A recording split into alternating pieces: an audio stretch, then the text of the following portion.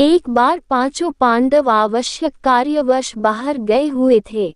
आश्रम में केवल द्रौपदी, उसकी एक दासी और पुरोहित धौम्य ही थे। उसी समय सिंधु देश का राजा जयद्रथ, जो विवाह की इच्छा से शाल देश जा रहा था, उधर से निकला।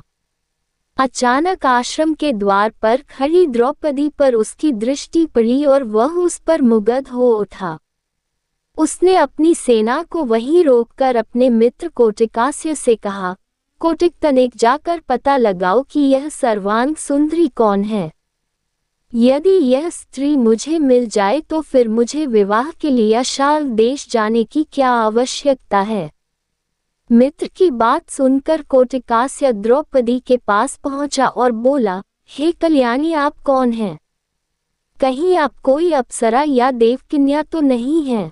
द्रौपदी ने उत्तर दिया, मैं जग विख्यात पांचों पांडवों की पत्नी द्रौपदी हूँ। मेरे पति अभी आने ही वाले हैं, अतः आप लोग उनका आतिथ्य सेवा स्वीकार करके यहाँ से प्रस्थान करें। आप लोगों से प्रार्थना है कि उनके आने तक आप लोग कुटी के बाहर विश्राम करें। मैं आप लोगों के भोजन का प्रबंध करती हूँ। कोटिकास्य ने जयद्रथ के पास जाकर द्रौपदी का परिचय दिया। परिचय जानने पर जयद्रथ ने द्रौपदी के पास जाकर कहा, हे द्रौपदी, तुम उन लोगों की पत्नी हो जो वन में मारे मारे फिरते हैं और तुम्हें किसी भी प्रकार का सुख वैभव प्रदान नहीं कर पाते। तुम पांडवों को त्याग कर मुझसे विवाह कर लो और संपूर्ण सिंधु तथा सौबीर देश का राज्य सुख भोगो।